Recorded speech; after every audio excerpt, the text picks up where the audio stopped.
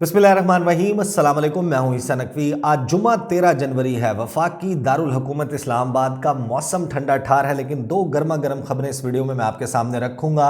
एक तो जो सरप्राइज पाकिस्तान तहरीक इंसाफ और मुस्लिम लीग काफ की जानिब से दिया गया, उसकी ये तवक्को नहीं की जा रही थी कि यह मामला इस तरीके से अनफोल्ड होगा, और ना सिर्फ ये कि परवेज़ इलाही वोट ऑफ कॉन्फिडेंस लेने में कामयाब हो जाएंगे, बल्कि वो जो इख्तलाफात की बातें हो रही थी वो इख्तलाफात कहीं नज़र भी नहीं आए और समरी असम्बली को तहलील करने के हवाले से वो भेज दी जाती है।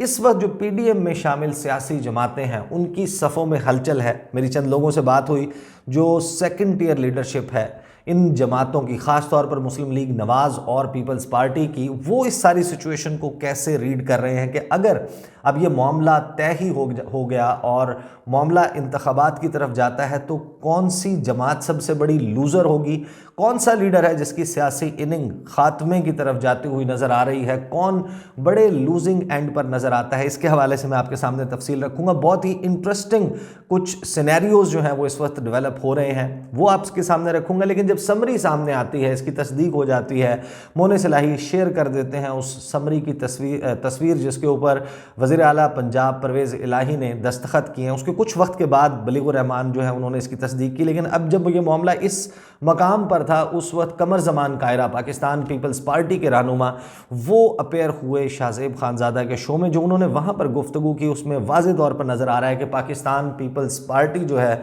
वो ज़हनी तौर पर बिल्कुल तैयार नहीं है कि मामले को आम इंतखाबात की तरफ ले जाया जाए। यानी कि वो ये इस बात पर मुसर हैं, वो ज़ोर लगा रहे हैं, उन्होंने अपनी राय सामने रख दी है कि आम इंतखाबात की तरफ किसी सूरत नहीं बढ़ना और पंजाब और खैबर पख्तूनख्वा में इलेक्शन होते हैं तो हो जाएं। अब उन्होंने जो गुफ्तगू की पहले मैं वो आपके सामने रख देता हूँ और फिर हम आएंगे उस मामले पर। ये जो हलचल इस वक्त मची हुई है, कैच 22 सिचुएशन है, अफरा तफरी का आलम है, इसमें चैम गोइयाँ क्या हो रही हैं। कमर ज़मान कायरा जो है उन्होंने कहा कि जनाब, पहले तो उन्होंने ये तस्लीम किया, उन्होंने कहा कि इमरान खान साहब कामयाब हुए, वो जो करना चाहते थे वो करने में कामयाब हो गए। उन्होंने कहा कि वो ये चाहते थे कि असम्बलियाँ तहलील करें, डिज़ोल्व करना चाहते थे, वो इसमें कामयाब हो गए हैं। हमारा मौक़िफ़ ये है कि अगर दो सूबों में असम्बलियाँ टूटें तो बस वहीं पर इलेक्शन हो, क्योंकि हम ज़हनी तौर पर इलेक्शन के लिए तैयार नहीं।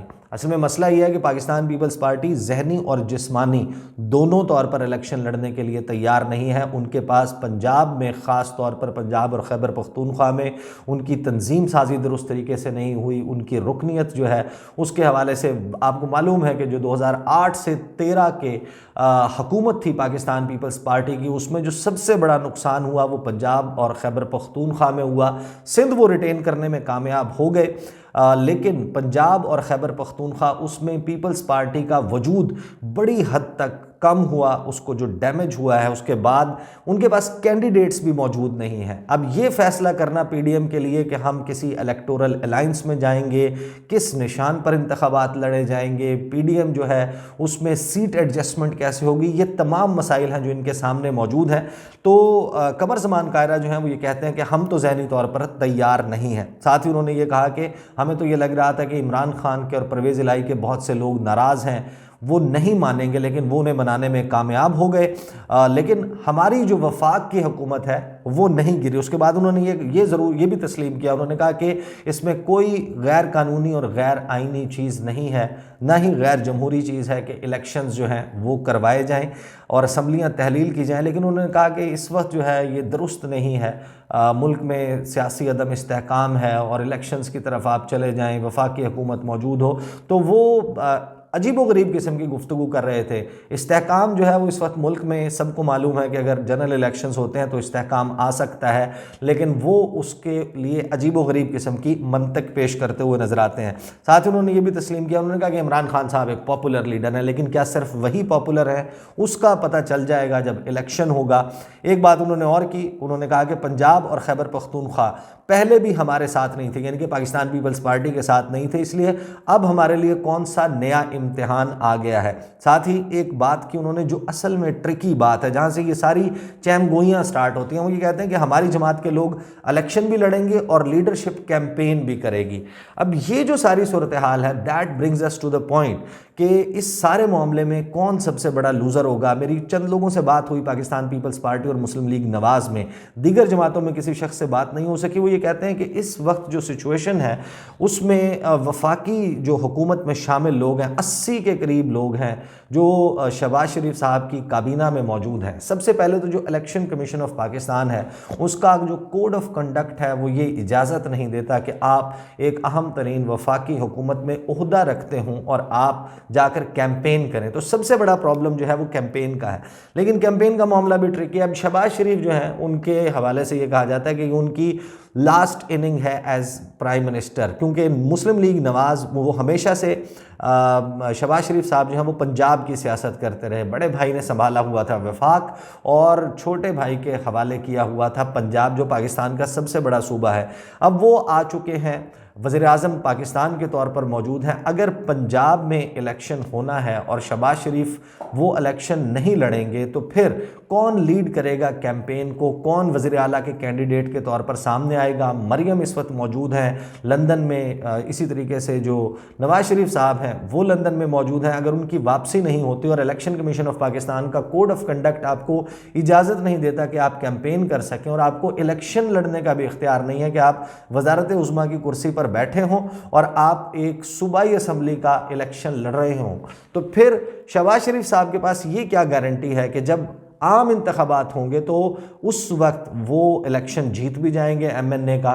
तो उनके लिए तो जो सियासी इनिंग है उसका खात्मा होता हुआ नज़र आता है। तो सबसे ज़्यादा जो लूजिंग एंड पे बंदा नज़र आता है इस सारी सिचुएशन में वो शहबाज शरीफ साहब हैं। एक तरफ उनके सामने एक ऐसी वज़ारत उज़्मा है जिसमें मुकम्मल तौर पर अदम इस्तेहकाम मौजूद है, उनके इख्तियारात किस किस्म के हैं उनके पास, क्या वो उसको इस्तेमाल कर सकते हैं, अपनी पावर्स को किस तरीके से एक्सरसाइज कर सकते हैं। 27 किलोमीटर की एक रोड है जिसके इर्द गिर्द जो है वो उनकी हुकूमत कायम है और उनके लिए अब ये सिचुएशन बड़ी डिफरेंट और बहुत डिफ़िकल्ट हो जाएगी।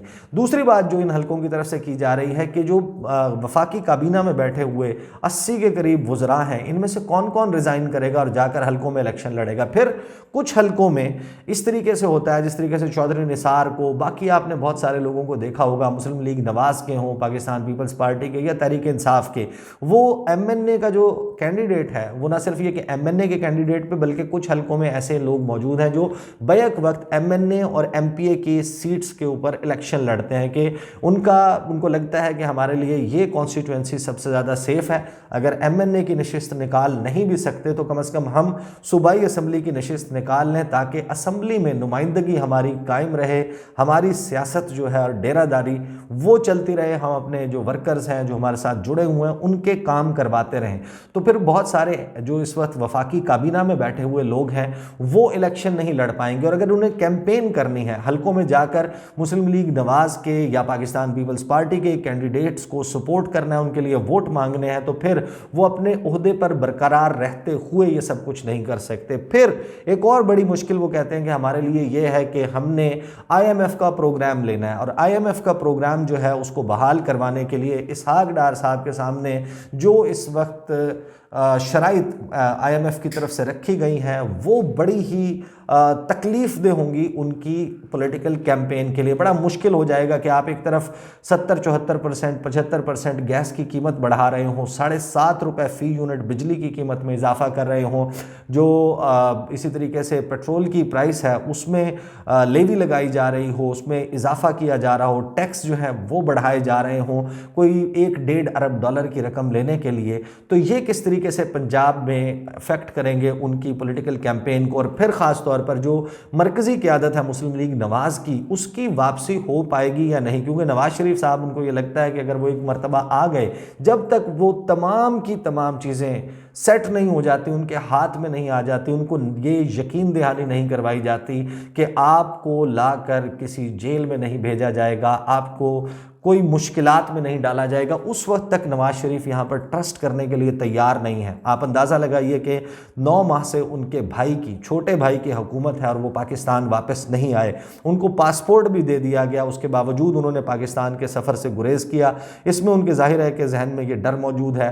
वो जिस तरीके से निशाना बनाते रहे इस्टेब्लिशमेंट को, उनको इस्टेब्लिशमेंट की तरफ से एश्योरेंसेस चाहिए कि क्या मेरे साथ कोई डबल गेम तो नहीं हो जाएगी, क्या इमरान खान जो है वो अगर इक़्तिदार में आ जाते हैं और वो पाकिस्तान में मौजूद हैं उस वक्त नवाज शरीफ, तो उनका मुस्तकबिल क्या होगा? क्या वो दोबारा पाकिस्तान से जान बचाकर अपने आपको जेल से छुड़वा कर या जेल में जाने से ख़ुद को बचाकर पाकिस्तान से बाहर जाने में कामयाब होते हैं या नहीं? तो ये सिचुएशन बड़ी दिलचस्प है। और दूसरी सूरत हाल है इस सियासी इत्तेहाद की जो कि इमरान खान के ख़िलाफ़ खड़ा है।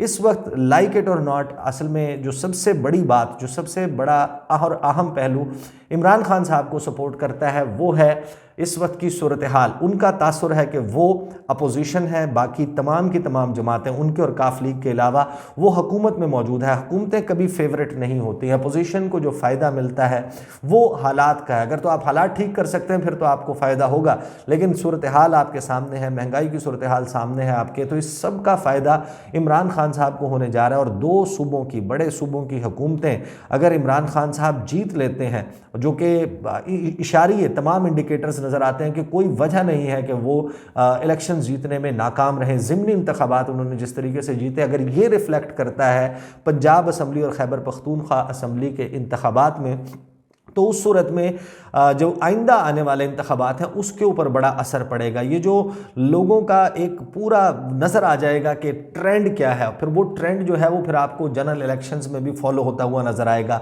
तो ये 2 या 3 महीने मज़ीद इक़्तिदार से चिमटा रहने पे इनको कोई फ़ायदा नहीं होगा। जो लूजिंग एंड पे सबसे ज़्यादा नज़र आते हैं तो वो छोटे भाई की सियासत, मुस्लिम लीग नवाज़ में शहबाज शरीफ साहब की सियासत जो है उसको सबसे बड़ा ख़तरा है। क्योंकि मुस्लिम लीग नवाज़ ने जब ये सारी कैंपेन लॉन्च की तो मरीम नवाज़ को तैयार किया जा रहा था कि वो होंगी प्राइम मिनिस्टर की कैंडिडेट, वो लीड करेंगी कैंपेन, उनको चेहरा बनाया जाएगा। और फिर वैसे भी नवाज शरीफ साहब को कहते हैं कि वो है पोस्टर बॉय, वोट मिलता है उनके नाम पे। तो शहबाज शरीफ के लिए बड़ा ट्रिकी है, अगर वो अब पंजाब का इलेक्शन नहीं लड़ते, वो कैंपेन को लीड नहीं करते, तो उस सूरत में जो अगला सेटअप होगा जिसमें वो इलेक्शंस लड़ने की तरफ मुस्लिम लीग नवाज़ जाती है, तो यकीनन उस वक्त तक मरीम नवाज़ की वापसी हो चुकी होगी। हो सकता है नवाज शरीफ साहब भी वापस आ जाएं, तो शहबाज शरीफ साहब जो है वो फिर MNA बनने के बाद उनको डिमोट होकर या तो किसी वजारत पर आना पड़ेगा उस सूरत में अगर वो इलेक्शंस जीत जाते हैं। लेकिन ये जो सारी सिचुएशन डेवलप हुई है इसने बहुत सारी चैमगोइयों को जन्म दिया है, सरगोशियाँ चल रही हैं, सियासी मारामारी का वक्त है। इसी दौरान जो सूरत हाल है वो तब्दील हो रही है मुसलसल, उसके ऊपर नज़र रखूँगा, आने वाली वीडियोज़ में बात करता रहूँगा। अब तक के लिए इतना ही, मुझे इजाज़त दीजिए, अल्लाह हाफ़िज़।